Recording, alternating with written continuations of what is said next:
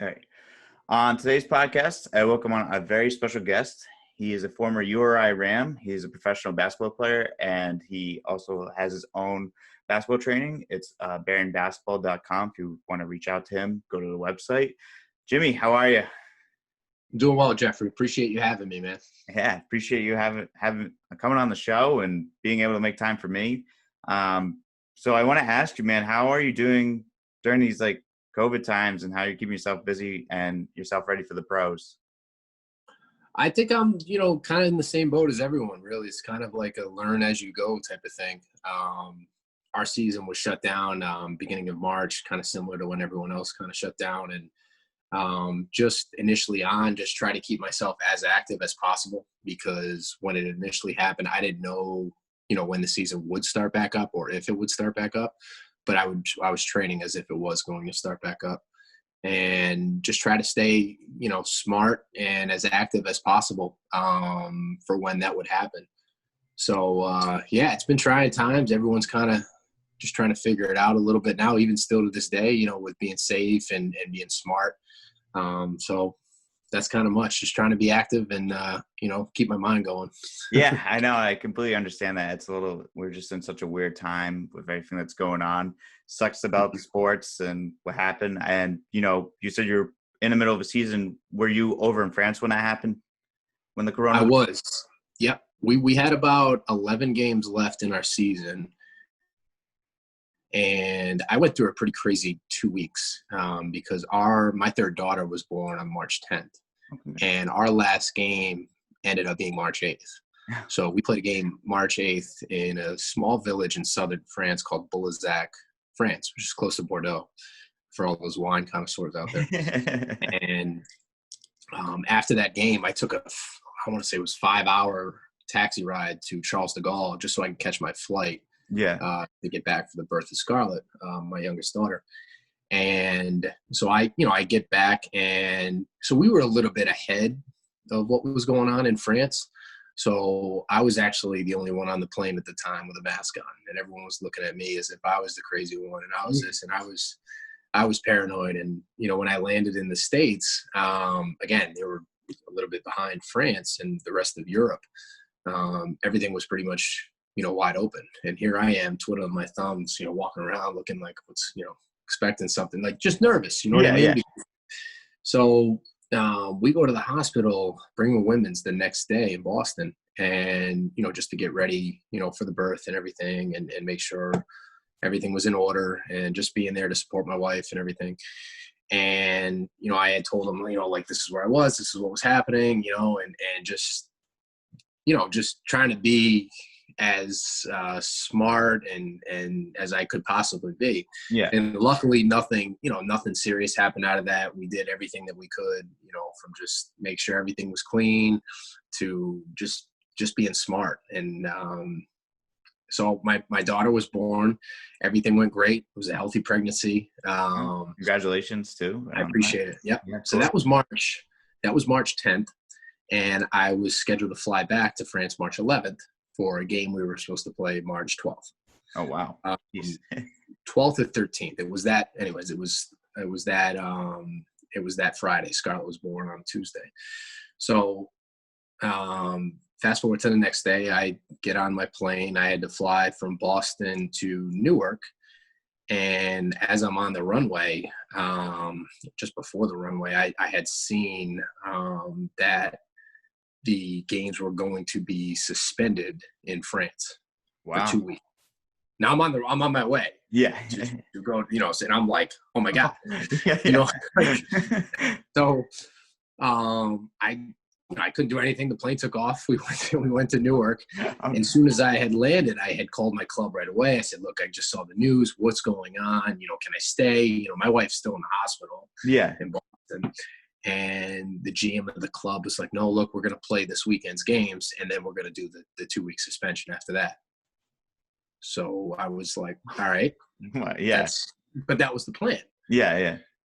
So I just saw the headline, 2-week suspension. I didn't see the fine print that said, after this weekend's game, 2-week suspension. So, okay, well, I get on my connector to Paris, Charles de Gaulle from Newark. and take off. And about 2 or 3 hours into the flight is when, thank God I had Wi-Fi, Rudy Gobert test positive. Oh.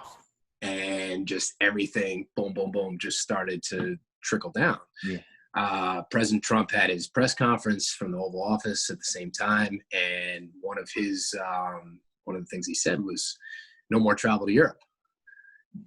And that's all he said. Yeah, yeah. So now I'm like, now like there's a lot of things. And again, I still got 3 hours before we land in Paris. And I take my phone, show it to the flight attendant. I say, hey, you need to take a look at this. You know? So he takes the information to the pilot. Pilot calls back to Newark. And about an hour later, they come back to my seat and they confirm everything.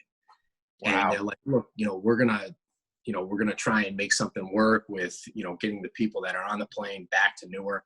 Because again, everyone's under the assumption that this is the last flight. Yeah, yeah. And so now you got people freaking out on the plane because people are going for 3 days, a week, just for vacation or for maybe a short work trip or see family.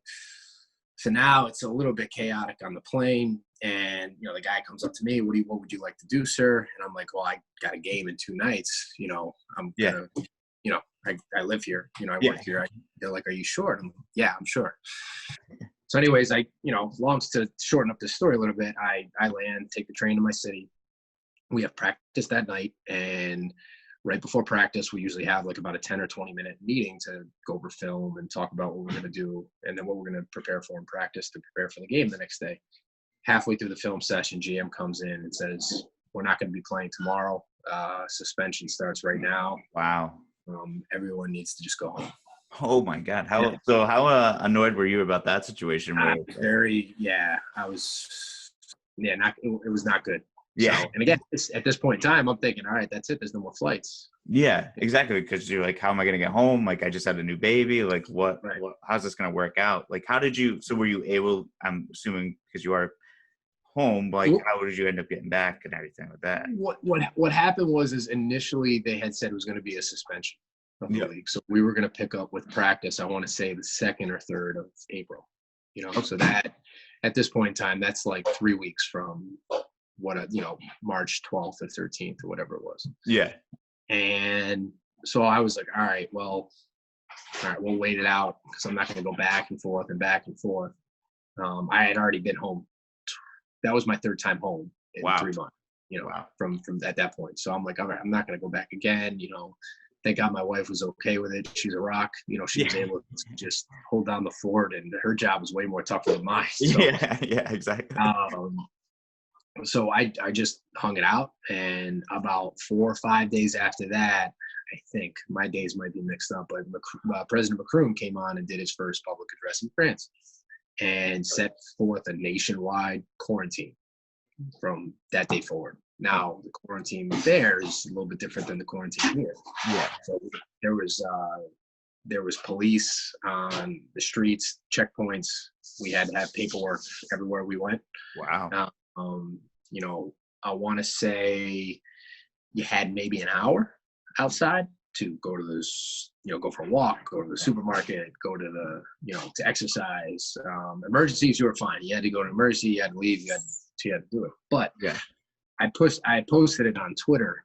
You had to have a form filled out in French about what you were doing, when you were leaving, when you were coming back to the house, why you were going. You had to travel with your passport every single time. Yeah. So it was, it was a pretty crazy time. Yeah, that sounds really ridiculous. And I can't believe you experienced that. And just when were you able to go back? Like, when was the timeline? After that period, there was another week.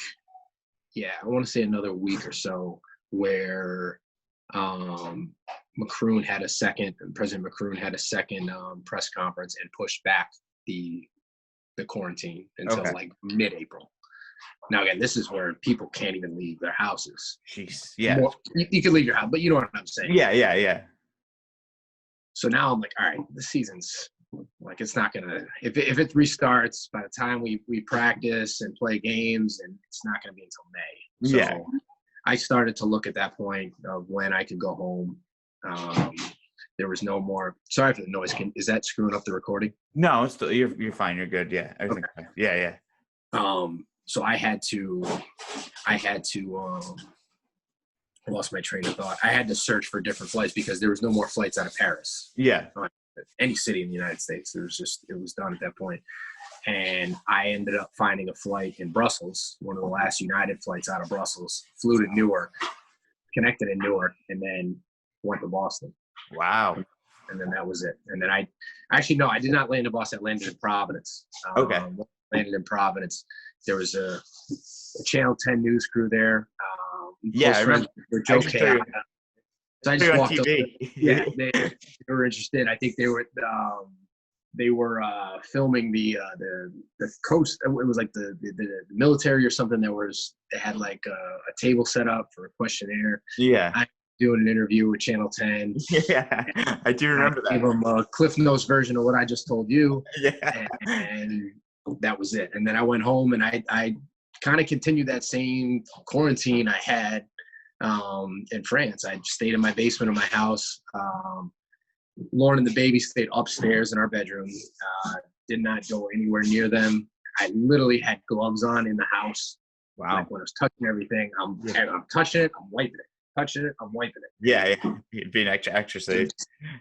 Did that whole thing and did that for a good 2 weeks, maybe a little bit longer just to be safe. And then got to hug my kids for the first time. Oh, that's awesome, man. Well, I'm glad that everything like worked out for you. And that's such a crazy story. It's just like a bunch of back and forth and everything like that. But that's amazing that it worked out. You're able to get back. That sounds I would be freaking out. But it would have been not a good situation. Yeah, that's tough. It was. But I'm glad everyone's healthy and your family and everyone's healthy. You were smart about it, and it must be crazy to also have a baby during a pandemic as well too. So. Oh yeah, that was a totally different feeling, and you just, I guess in that point in time, it's kind of good to be paranoid and just make sure everything is you do everything the right way. Yeah, you'd rather be safe than sorry. That's the best way to be. Yeah, for sure. So we'll ask you some questions about your pro career over in Europe, but I want to take a step back. Your family's a big basketball family. Your dad, your brother, you all play. Like, your dad's a coach. You and your brothers played. So at what age did you play basketball? And if there was another sport, were you ever interested in another sport at the time? Or? Yeah, I actually gave baseball a shot for maybe a year and a half or so. Yeah. And that I took an early exit from that sport because that just wasn't, it just wasn't for me. I got hit by a couple pitches and I'm like, listen, I'd rather take a forearm to the chest than a fastball. Yeah. Oh yeah, definitely. So that didn't work out for me. And I picked up golf where we lived in Olean, New York when my father was at St. Bonaventure. They had a nice little 9-hole course there that was pretty good for a youngster to start playing on. So I had that was a pretty cool sport that I could pick up. And my dad was a little more calm with that sport versus baseball. So he wasn't a big fan of baseball. No. Was he impatient with it, or was it just more of like? What's that? Was he impatient about it, or he just didn't like it? No, my father growing up was amazing. Both my parents were amazing. They my dad never really pushed me with basketball until I asked for it. Yeah, and he was just that parent. He sat in the background. He didn't say anything, and if he did say something, I didn't know about it. But he was really good about kind of letting me develop a love for the game, kind of letting it develop on his own. Now, I was always around his teams. I was always around his players, from being a water boy to behind the bench to going on the court mopping up sweat. Like, I was just always around it. Yeah. So he knew like there was a good chance I'd pick it up. And, but at the same time, it wasn't until after a specific game my freshman year and at Olean High School in New York where it picked up literally from that night, and he became more like of a coach and a father. Oh, that's good though. I mean, it's really good that he helped you kind of. He waited until you wanted to be pushed, and he didn't like force you into the sport. And at least you don't like have like a, I know like some people get pushed into sports. Like my dad pushed me into baseball, and I hated it, and I ended up hating baseball. So that's great that it worked out for you. How's your golf game today? It's up and down. I'm like an 8.5, 9 right now. So it's Still pretty good. But again, listen, I've had a couple lucky rounds where I've made some putts Yeah. and gotten some good breaks here, like every golfer, but it could very easily be 15 plus. Yeah. Very easily. Oh yeah, I know. You always get that one shot that always just brings you back, though, right? It's just like you're like. No, this is true. This is true. And then there's a very easy course up in close to my house in Massachusetts that handicap is based off. So, but you can edit that one out. You don't have to add that. You don't have to keep that on the podcast. So we'll get back to the basketball. We'll talk more golf afterwards. But your senior year, you lead your team. Your senior year in high school, you lead your team to a championship. What was that run like? What's that feeling like of being able to win like your first championship for your school, and what's that like? It was good. I mean, it's anytime you win, once you win something, it changes your mindset and your mentality, because then you solidify. So you, like, all your hard work, it showed, and it showed in a big way. Like, you're a champion, and you're always going to be a champion no matter what. So once that happens, then you want it every year. Yeah. You understand that. You understand what goes into it. And you look back on it, you say, oh, that's how that worked, and that's how that worked. And that didn't work too well, but you got to the end point. You achieved your goal, and it just changes that. You want that every single year. We had a great team. We had a lot of great players on that team. Joe Mazzulla was a young sophomore point guard, great player. Did defensive work. Him and DJ Kachuri, so I didn't have to do much of them. So that was good. I think it was just very special for me because we won the championship in the Ryan Center. And I believe up to that point, that was the first ever state championship played in the Ryan Center. Wow. So a lot of people coaches, I'm sure parents of other players on other teams, weren't too happy, because that's my home court.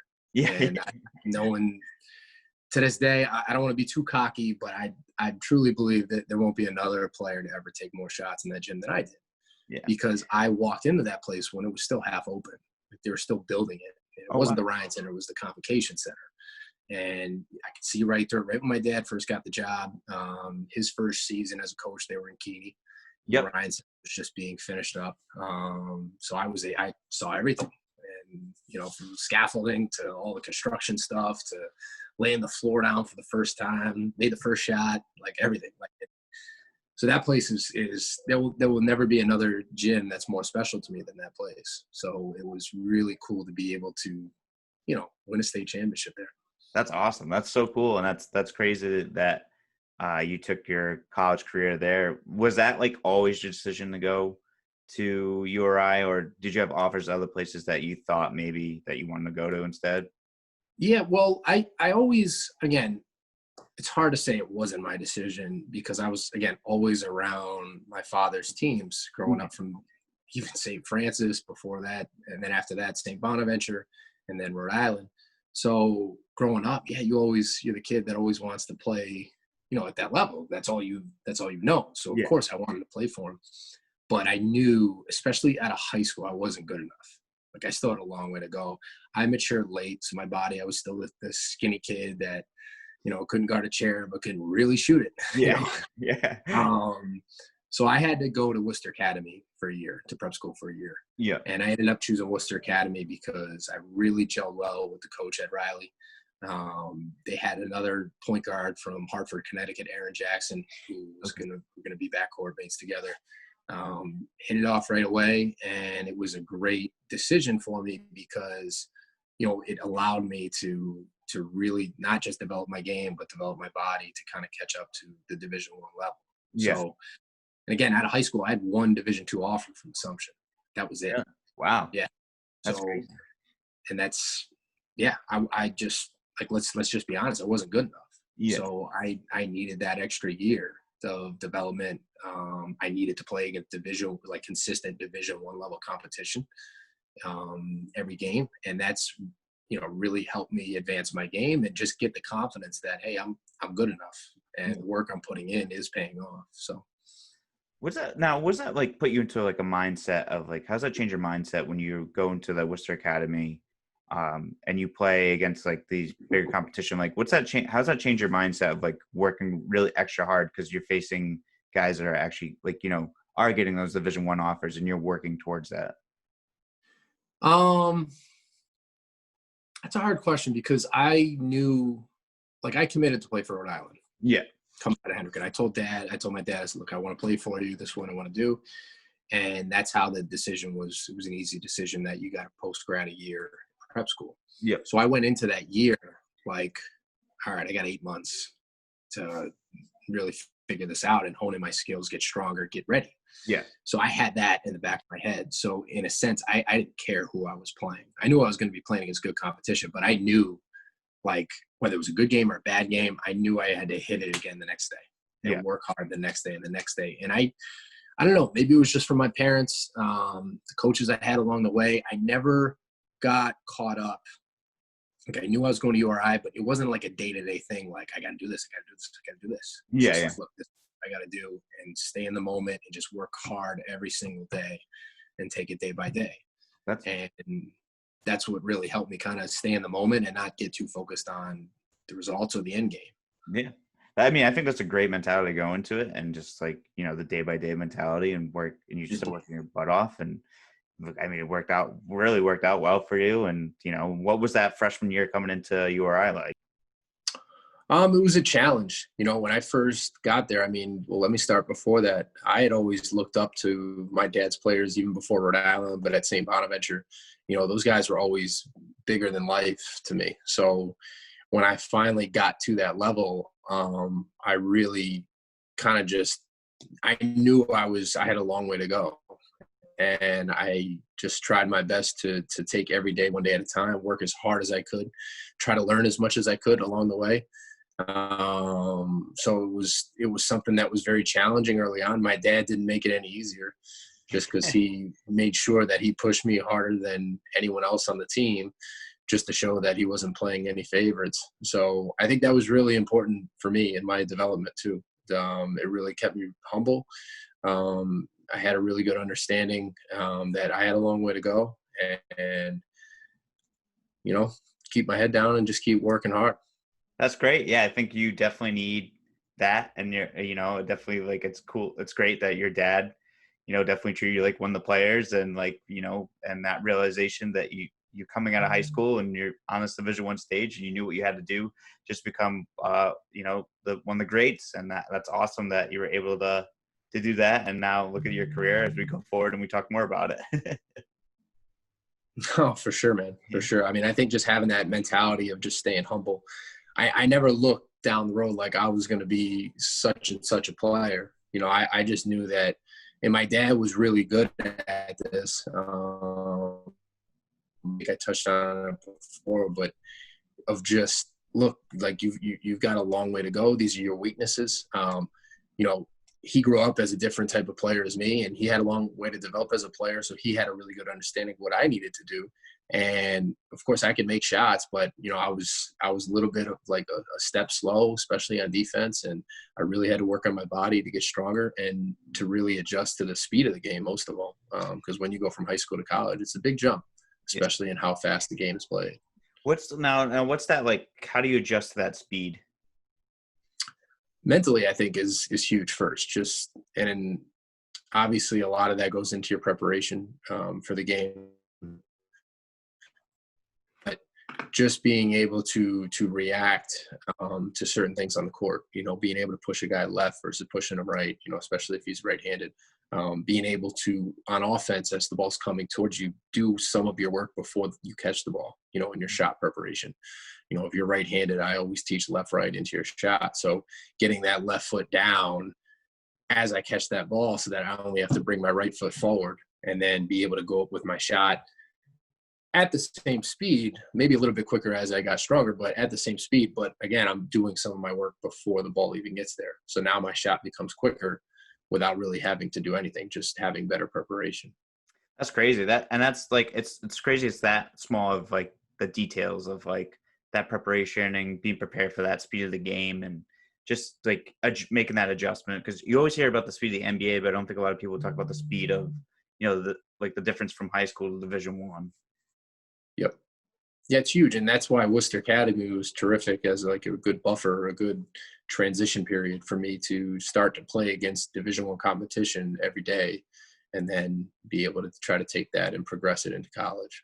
That's awesome, man. That's great. And I mean, now look at how it all turned out going forward, right? Yeah, it turned out pretty good, but even still to this day, I'm still trying to get 1% quicker, 1% better. Try to tune up the shot as much as I can, because it's never perfect. It's always a work in progress. So Yeah. I mean, if we're all perfect, I think we'd all, be in the NBA, but first ballot Hall of Famers. yeah, exactly. I wish for me, but Yeah. yeah, but yeah, man, it was awesome, watching you develop and how you became just hearing those small details that you just mentioned and seeing your game, like as you played, you're just such a prolific 3-point shooter and like what you become. And that's crazy it's crazy how much detail goes into the game. I don't think a lot of people realize it. Mm-hmm. Yeah. There's a lot, and I have a lot of respect for like NBA players that, can do things that I'm still trying to do right now. And I'm just trying to pick apart what they do. But I look, hindsight's always 20/20. So when I look back at myself in college and I watch how I move and how I get into my shot, I'm like, man, how did I do? How did I get away with that? And I see a bunch of things that, man, I wish I could have done that better, could have done that better, could have done that better.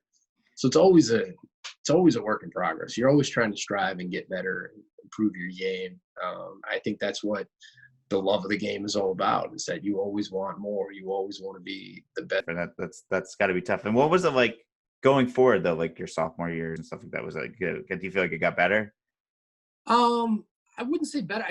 Like everything changed. Like there was a lot of guys that graduated, and we had a new group of kids coming in. I want to say Keith Cothran came in, Lamont Ulmer came in. I was a year older. Kaheem Seawright was a year older. I think we had Daryl Harris that came in as a transfer. So it was a new team, and it was a different team. And our playing style was different too. We went from being, slow, try to defend, to up tempo, trying to, outscore teams. And it was a totally different change in everything, from style of play to players to everything. So I think everyone was really trying to just get used to a change. New kids were getting used to being in college for the first time. We were getting used to a change of playing style. And it didn't, it was up and down throughout that entire year. And then it really clicked towards the end of the season when we made the A10 run and just fell a game short in the A10 championship. Yeah, I remember that too. Yeah, as well too. And that was a year where we had no business even being in the semifinals. Yeah. Let alone the finals. So. Yeah. It's like one of those things though, you guys just seemed like you clicked at the end though. Like it's just like you make a run. It's like when you get hot at the right time, you just got hot at the right time. Yeah, exactly. And that's exactly what happened. The game we played, I want to say against Xavier in the semifinals. Yeah. Was just a game where offensively, defensively, everything was clicking for us. And we took advantage of it. And yeah, like I said, unfortunately we came up short the next game. So yeah, it stinks, but yeah. it's great. It's great. I mean, it was definitely like from like a fan's perspective, we're all always excited to watch you guys play and, always excited for the next season. But one thing that we noticed as fans is your 3-point shot. Like how'd you make that how did you become such a deadly 3-point shooter? Because that thing was, you just were pure. You're just a pure shooter. Growing up as a kid, I always used to watch Michael Jordan. Just I don't know, like every kid, right? You pick a player you love to watch, and but I wasn't a kid that would like just watch the highlights or everything. I used to cut tape, VHS to VHS. I had a double deck VCR.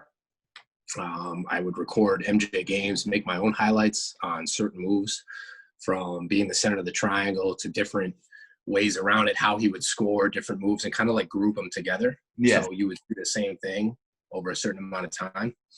I don't know how I got into it. Maybe that was just from my dad watching film so much as a coach, but I just adopted that and did it myself. So again, seeing all those clips kind of grouped together, I started to see how he would shoot, his form and technique, and I tried to copy that as much as possible. Yeah. So with some help from my dad and some other coaches I had when I was really young, I just developed a good form Brilliant. and just worked on it as much as possible. Another secret that I did that not a lot of people know, but one thing my father learned from recruiting in like Yugoslavia at the time and Eastern Europe and different European countries, I used a mini ball a lot. So I was never the kid that was just flinging the ball at the rim, as hard as I could just to try and get it up to 10 feet. Yeah. I had a mini ball, I had a smaller hoop. So this is at a really young age. I would learn to shoot the ball without overstressing my body and kind of sacrificing form and technique for a shot. So I would start developing the right mechanics, the right way. And then as I, got older, got stronger, then a bigger ball, and then eventually a men's ball.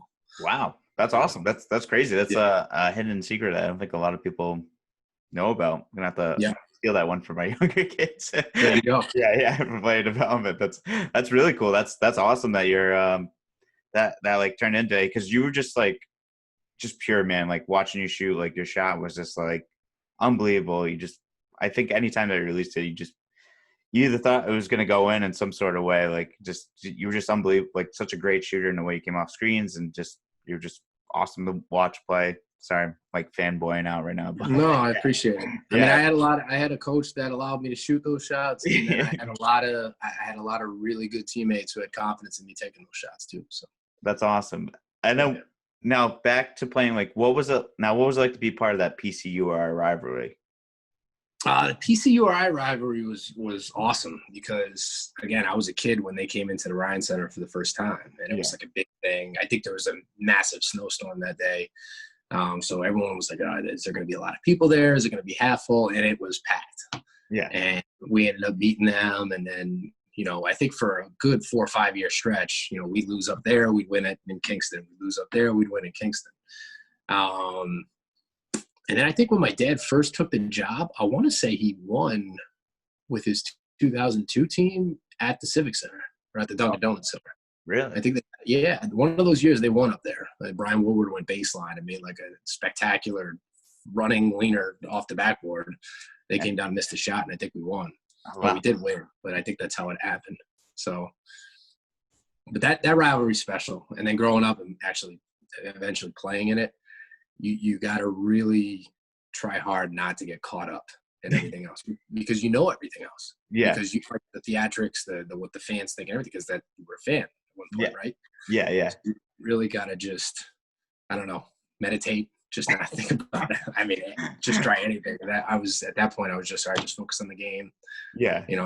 Like what's follow through on the shot, just make sure everything is in line, Yeah, because someone will harp on you about something if you do something, hit an air ball, or like the crowd's gonna be all over you either way. But I didn't think about stuff like that too much though. I don't know. I was really good at just once I stepped on the court, it was just locking in. I'm not hearing what the fans are saying or anything, and just play. That's great. That's awesome. I'm like, how did you I know those games are noisy. Like you were able to pick up from your dad, what the plays were and stuff like that. Was that difficult? Do you ever felt that was difficult situation? No, I was lucky. I grew up under that type of, what do I want to say? What am I looking for? Growing up under a coach's kid, you just, whether it's the lingo, whether it's the way you watch a game, my dad would pull me into his office at the house and we'd watch film, just at a young age. And, it'd be like, hey, why don't you take a look at this? You have a seat right there. Okay. And then I'm going to, watch, what do you think about this clip? And then kind of going through it that way. So I kind of learned it at a young age. So when it happened in a game, it became a little bit like second nature. To be able to, still play the game, but retain information, listen to the coach as it's going on, and then being able to execute it. Yeah. In a high pressure situation. So that's great. That's awesome. Yeah. That's that ice cold blood mentality too, right? You can be able to execute a high pressure situation, no panic whatsoever, right? Yep. It's a lot of hard work too, because, I don't want to think about, okay, do I need to extend and follow through totally on my shot?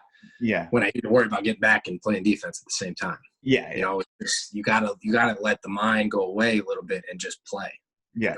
It's just be in the moment, be a part of the game, play off of instinct, not play off of, okay, I got to do A, B, C, D, and this and that, Yeah. I got to do all this. And then, got kind of messed up if you do it that way, unless you just let instant take over, right? Sure. Yeah. And then your senior year, you guys play number 8 Duke at Cameron Indoors.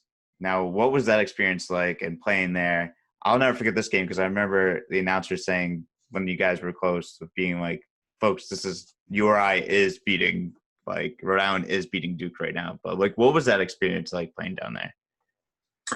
Looking back, not good because we lost the game. So Yeah. I again, anytime I'd trade any of the shots that I made or how I played for a win any day of the week, and that's the most important thing. Going into it though, I had known about this game in the summer because my dad, when they're putting the schedule together, it's what do you want to play Duke? You want to go down? And yeah, Dad, I want to play Duke. Like, let's do it. That'd be amazing. Yeah. So I knew it. I knew it was going to be on the schedule. And I had gone down there with AAU for the Bob Gibbons tournament, which is played at NC State, UNC, and Duke. And so I've been down there before, but never obviously in that environment with the fans and everything. So it was cool. It was, again, another game where you really try to just focus on the game as much as possible and not get caught up in the game. Yeah. So it was good. I mean, it was a good game for me personally. I did a video about this on social media a couple weeks back because people always credit the game. You had a great game. You were unbelievable. You hit all the shots and yada, yada, yada. But what people don't remember is that I started that game horrible. Like I was 0 for 4. I think I had a turnover there. I just rewatched the game a couple weeks ago for the first time, like the whole game in its entirety. And to see like how that game started for me, like it very well could have gone in the opposite direction. Yeah. It just, I never got frustrated. I never got down on myself. And, once the first shot kind of went in, it was, the conditions were right for me to kind of keep that going.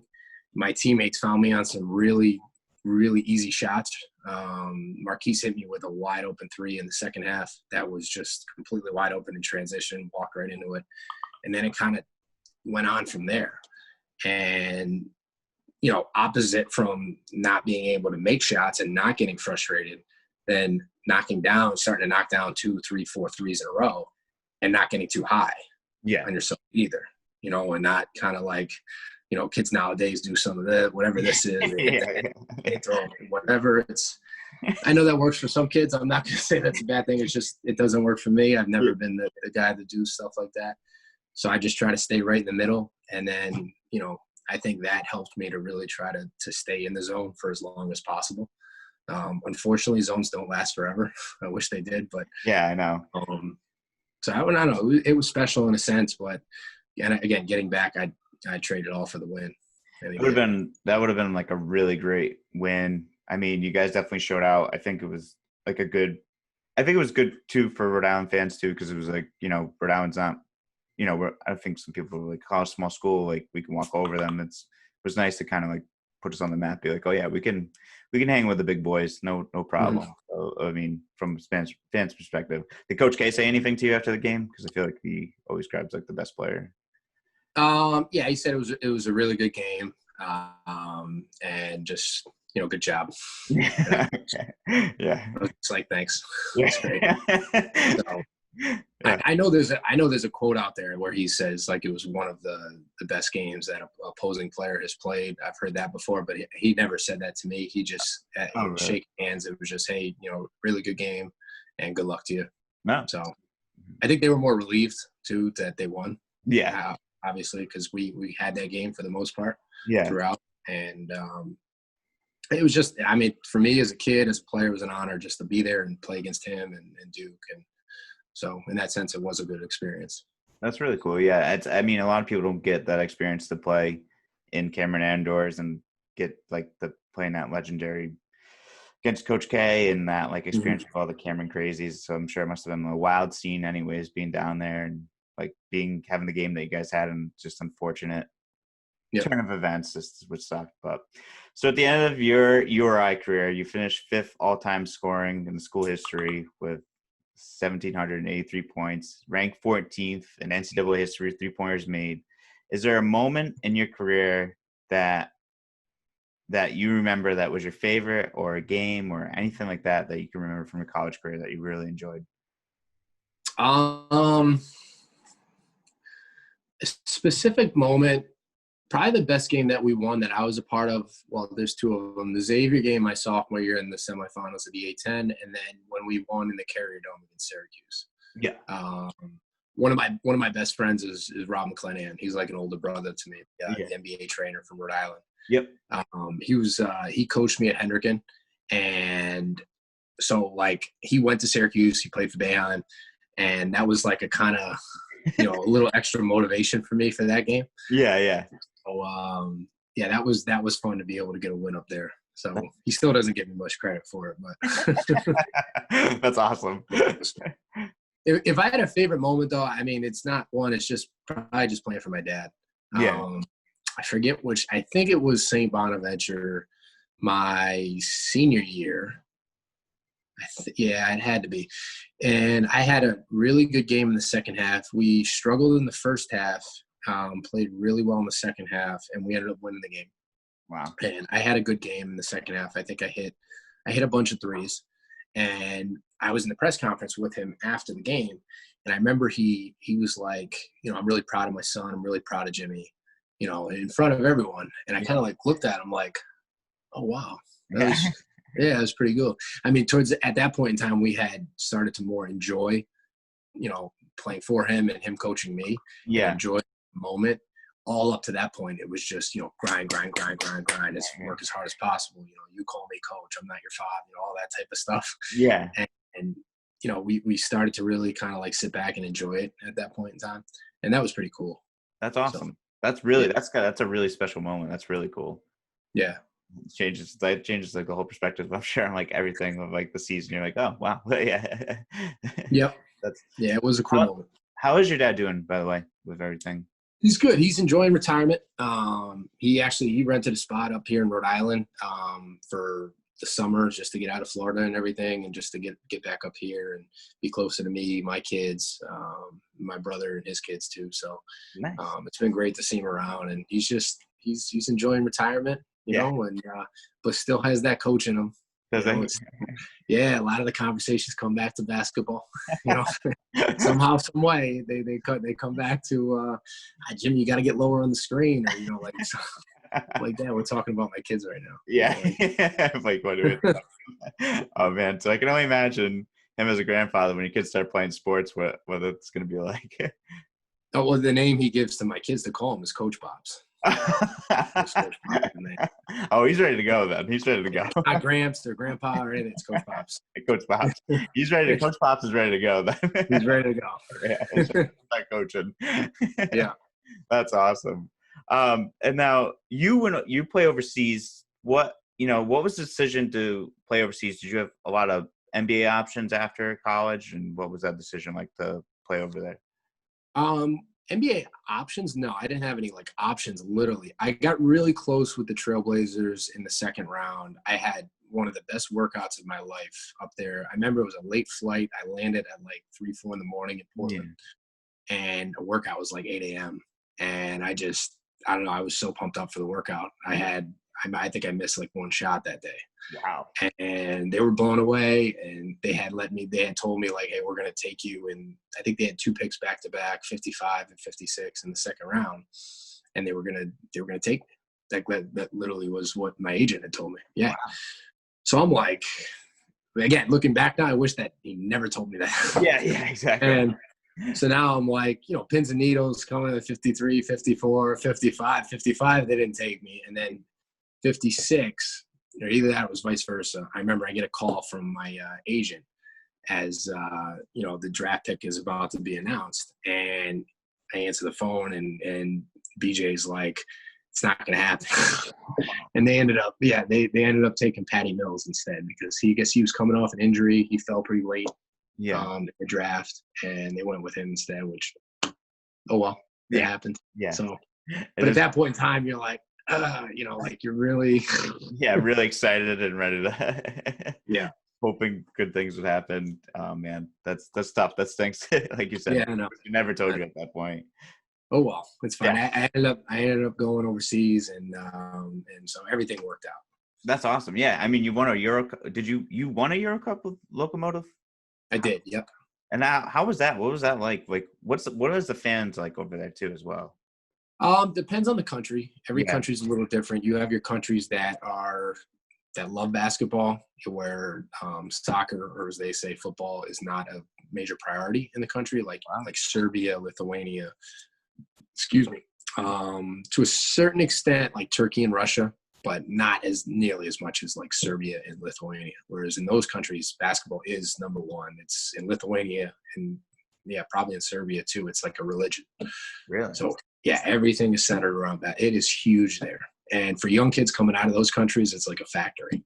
That's crazy. I, Yeah. I I had no idea. I always thought like, like America was like more basketball. I know like other countries of basketball. I always thought like football was like number one over in Europe. And I heard, In Serbia, there is some football. There yeah, there definitely is. In Lithuania, you don't hear much about it. And I shouldn't just say just Serbia, but all of those countries around Serbia there, yeah, huge with basketball. In Spain, there's a good mix between the two. You're never going to get more popular than football in countries like Spain, France, even Germany, yeah, just because it's so Italy as well, just yeah. because it's so established as the main sport. But basketball is also very big there too, and all of those countries do a really good job running their leagues with the way they organize it, and so it does get a lot of notoriety, but not nearly as much as football. That's yeah, that's true. That's crazy. I had no idea. So you know, what was it like? Did you play in Lithuania? I think is that Played 2 years in Lithuania. Yep. what was that like? Like that experience? Like, I learned more those 2 years in my professional career than, well, I shouldn't say than any other year, but I learned a lot in those 2 years. Just the way to play the game, how to execute a specific play, why you're doing something, the result that you're looking for, because you're doing it that way. And then to see those things happen like in real time during a game, you start to get like that confidence, from what the coach is saying, how we're preparing, and then executing it. And it's yeah, kind of develops like a little, like, I don't know, some coaches call it like depth of knowledge between player, coach, game plan, and execution. And it's very detailed. There's a lot of prep that goes into every game. And sometimes it can be overwhelming, but I've been lucky to have some really good coaches that have the way they teach the game, the way they prepare and break everything down, and how organized they are. It makes it really easy for the players to be able to execute. that's awesome. That's great that you were able to Mm-hmm. like get that knowledge and experience from those coaches over there as Yep. well too, and makes you just turns you to a better player and everything like that. That's awesome. And then now you played for Neptunas. And you had 10 3-pointers in one game. You had 42 Yep. points at the other game, which is that rare? Like, is that scoring an eye like in Europe was rare, or is that like? Not in the last 2 years. There's been a couple like really high scoring, individual games. Yeah, But yeah, I would say it's rare. I had a really good, I had a really good coach and a really good team that year where everyone kind of recognized like it was going to be a good night for me, yeah, and made it a lot easier for me to take those shots. okay. From whether it was the screen, the angle of the screen, the timing of the screens. And we had a lot of really, really, really good role players that understood their role, that were not caught up in their personal statistics or how their game was going for themselves, and they just executed the game plan. And some days I would be that player. Yeah, But for that day, I was having a great game, and they did everything, including the coach, everything that they could do to make that game even better. wow, So that was pretty sweet. that's So awesome. Yeah, it yeah, looked like you were just like hitting shots from all different kinds of angles and all that stuff, and it looked like yep. it was just like watching it on YouTube. That was like really cool. It's actually over at my friend's house. Like Jimmy Barron's still getting buckets overseas. No That problem. was a fun night. That That's was awesome. fun. That's awesome. And then you also played with your brother overseas. What was that? Was that like a dream come true to play with your brother? Yeah, it was a dream come true. As an older brother, I had a lot of learning to do that year because, I was the way it started. The team was centered around us. Yeah. He was the point guard. I was the off guard. And there was a little bit like especially early on, of friction between him and I. Not on necessarily like who would shoot this at what time and where, but I had that mentality of, look, I'm the older brother. This is how we're going to do it. Listen to me. Yeah. Don't say a word type of thing. Yeah. You know, and looking back, I needed to be better communicating to him, whether it be in different ways or at different times. And I learned that. It took me about half the season to really learn that. And then, you know, it was pretty good. We had a great experience from then on out. So, but like that's going to happen anywhere. I mean, you play with your brother, you know, you haven't really been around each other because at that point it was year 5 or year 6 for me. And it was his second year. So we spent a good 5-6 years of where we only saw each other during the summertime. Wow. So now we're living together, and, you know, going back to like your childhood days, right? yeah, it was kind of like I forgot, like, oh yeah, he's a professional player too now. Yeah. Type of thing. So, but yeah, I mean, he ended up having a great year, and his career really kind of like, he went to Spain the following year, and then after that, it kind of really took off from there. Did it? Yeah, I've read some articles about him. Sort of, he's doing like really well. He won like an MVP, didn't he, recently or something like that too? Yeah, that was 2 years ago in the Adriatic League playoffs. Yeah. It's just a 14 playoff and like a Final Four type of thing, but with like a 5-game series, and I think a 5 or 7 game series in the finals. Wow. And it's all amongst the, you know, Croatia, Montenegro, Serbia, Bosnia, like all of those countries make up the Adriatic League. Yeah. The winner of that league goes directly to EuroLeague for the following season. Oh, wow. Automatic pass. So there was a lot of pressure to win. And then, I mean, Serbia, the pressure is to the roof. I mean, it's at an all-time high. Again, those fans, they love their game. They love their basketball there. And to watch, you know, knowing that I knew what he was going through and the pressure and everything, to see what he did and how he performed I couldn't have been prouder as an older brother. That's awesome. That's great. That's really cool. Now, what are are you guys like still competitive with each other? Do you guys ever just play horse in the backyard a couple times? Like, no, we don't play a lot of horse, but we are competitive on the golf course. Are you really? Very competitive on the golf course. Yeah. Oh boy, who's a better golfer? He probably has me right now. I had him for a while, but he belongs to a really nice course up in Buffalo, and so he plays a lot. He tries to play almost every day. So he's probably got me right now, but I'm not too far behind. Yeah. All right. There you go. We gotta get an update of the update of the tournament. Who's gonna win this summer? Yeah, for sure. We played together for the last 2 years in his invitational, and it was the first time I got that like basketball competitive feeling. Yeah. Just to say, but in a different sport. Yeah. You know, instead of playing, you know, recreational golf for fun and just out with the boys and whatnot, now every shot matters. Yeah. You know, I'm a pro. I got 180 in, and I gotta know that, okay, if I hit it to the right side of the green, then, you know, that putt's going to be tough because it's going to be a little bit downhill or uphill or left or right. And, you know, just so many more thoughts come into the head just from swinging a metal stick. I know. It's great. It's crazy. Yeah. It's a totally different game. Oh, it's more time to think when you're out there, which is like the worst part about it. Like when you're about to set up for a shot, like you just like all these thoughts run through your mind. I played it in a couple tournaments where I'm like, all right, if I hit this, I'm putting for birdie, and then I'll shank it to the right and I'll be in the sand trap. I'm like, God damn it. Yeah. Just blew a great drive. But yeah, that's golf. I mean, that's golf for it over all of itself, right? Yeah. Oh, yeah. For sure, man. It's a very humbling sport. It is. It really is. But there's something about it that's like keeps bringing me back. I don't know what it is. Mm-hmm. Father's Day is a course around here in Meadowbrook. They redid it. It kicks my every Father's Day. I take my father there. It kicks my ass, and it makes me like question about like if I really want to keep playing golf or not, because it just like destroys me. That great layout to that course and very challenging too. Yeah, it is. It's an awesome course. Big greens, but it's somehow always messes me up every year. And do you have a favorite moment playing overseas or an experience? Like, I mean, I'm sure you experienced great food and stuff over there for sure. If I were to, I mean, you know, winning a championship, that's an easy answer. Yeah. Just because, again, you work so hard, and then over there, it just the stress of everything, from game preps, wins, losses, especially the losses, to see that all kind of come together at the end and be able to win a championship is just, you can't even put that feeling into words. It's awesome. You're on an all-time high.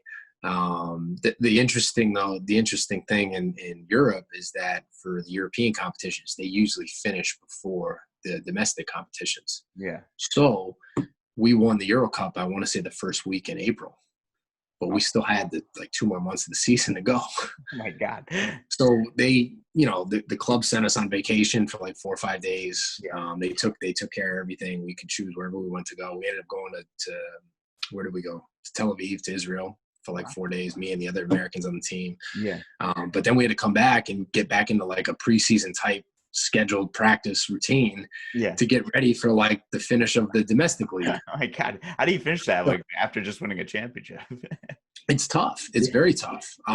It's challenging. It seems that, I'm not going to say it's for every team, but there's a lot of teams that have success in their international, but then don't do so well in the domestic leagues. Because again, you're playing, how it's structured is you play the international games during the week. So Monday, Tuesday, Wednesday, Thursday, Friday throughout the season, they can be at any of those days during the week. And then the domestic league games will be on the weekend. So you'll travel throughout Europe during the week, and then you'll play a domestic game on the weekend. Wow. And then it'll just go back and forth like that through the entire season. Yeah. So it's a challenging schedule, and sometimes there's 2 international games in a week. So you'll pop around from 2 different cities and then go back home and play, a domestic game against a team that maybe doesn't play in a European competition. And then this game is their Super Bowl. Yeah. So now you got to turn it on again to play a team that might not be as good as you, but is going to give you their best shot. Yeah. So you walk into a trap game, you could be able to beat a team, but you just can't. I don't know. Yeah. That's crazy. Yeah, it's challenging. It sounds like my New England is going to come out a wicked challenging season, a wicked challenge, a grueling season. It just sounds like all the travel. And I don't think a lot of people realize that about European League. There's tournaments within tournaments, constantly. Yep. Yeah, there is, and the travel is very difficult sometimes. When I played in Russia, we had to play a game in Vladivostok. Now, Vladivostok is over by North Korea in the Pacific Ocean. Okay, I had no idea. Yeah, so we flew to Moscow, and then I want to say it was 9 hours to Vladivostok for a game, just for one game. Oh, and it's a domestic flight because you're flying Moscow to Vladivostok. It's all through Russia. Yeah. There's a piece of China that kind of shoots up into Russia over by the coast. Yeah. You got to go up, and then you got to go all the way around down the coast. So it kind of adds another 2 hours to the flight instead of just crossing China. Yeah, it's going a straight flight right there. Exactly. So we literally landed. We went to the hotel, had a snack, took a quick nap because a lot of people, we flew business class, so a lot of people slept on the flight. Yeah. Took a quick nap, went right to the gym, played the game. And then I'm pretty sure we hopped on the same flight after the game and flew back to Russia. Oh, my God. So then getting back to the International League games, a week later, we had to play in Valencia. So now we're going 2 or 3 hour time difference the other way. Yeah. So now we're in 7, 8, 9 different time zones within 7 to 10 days. That's crazy. That's wild. Does that mess with your sleep schedule pretty bad? Yeah, of course it does. But you just try and that's the situation. You just got to try and do the best you can with it. Yeah, that's wild. That's crazy. I didn't know any of that. I knew there was tournaments within tournaments, but that's crazy. That's crazy that you guys would go one way and then go across the other way. Yeah, we literally covered the entire European and Asia continent because Valencia is in Spain, and that was a Euro Cup semifinal game that we played in, and then we had to play in Vladivostok around that time too, and that was challenging. That was brutal. My God, I can imagine. That's crazy. That's wild. I didn't even know. I never heard of Vladivostok either. So that's a new lesson plan for me there. But that's all. That's wild. That's crazy. So now, going forward, what are your plans? What are you up to now? What do you see yourself doing? Are you going back overseas? I'll definitely go back overseas. I don't know when and where. Right now, I'm just going to wait, be patient, and try and find a really good situation, not just for me, but for the family. Mhm. Because the way it ended for me last year is that Lauren was home with my girls, with our kids from Thanksgiving on, because she was pregnant. So I spent the final 4 months over there, 3 or 4 months or so, alone. Yeah. And then everything hit with COVID, and the season was stopped. So if I'm going to end my career or something, it would never be because of a pandemic. Yeah. So I definitely want to play 1, maybe 2 more years. But it would have to be like with my family and everyone with me. So That's great. That's it sounds like, I mean, just off the basis of this conversation, it sounds like you're just like a great family guy and like you really care. And that's like, I think that's awesome that you want to do something like that. I try to be. I mean, I got a great wife that does all the dirty work and the hard work for me. So I'm able to pursue something that I love to do, get paid for it too. So she's been great. So That's awesome. That's great. I'm glad to hear that. I'm glad that things are going great for you. And sounds like you've had a hell of a career overseas too, and just mhm. continue on that shooting legacy. Do you want to tell the listeners a little bit about your basketball training at all, or? Sure. Yeah. I mean, I train kids of all ages right now, from high school to college to a couple pros, and I kind of do it. Every session's about an hour long, very challenging. I try to get the best out of the players and out of the workout. Just a little backstory, like I had brought up before, Rob McClanahan, someone who's like an older brother to me. Him, along with my father, were very instrumental in just the development of my career as a player. Yeah. So a lot of the things that I do within the workout is, I learned from him. And then also I've learned a lot from some of the European coaches that I've had overseas, Pablo Lasso being one of them. He was my first coach in Spain, and he's been the head guy at Real Madrid for the last 9 years. Yeah. So, to give some more info, he brought Luka Doncic in when Luka was 13, 14 years old. Wow.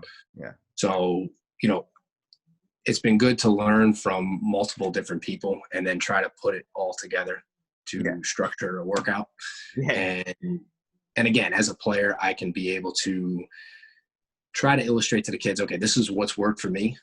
This hasn't worked for me. So, being able to adapt the workout based off of my experiences personally. Yeah. And then I would never put kids through drills or exercises that I didn't do myself.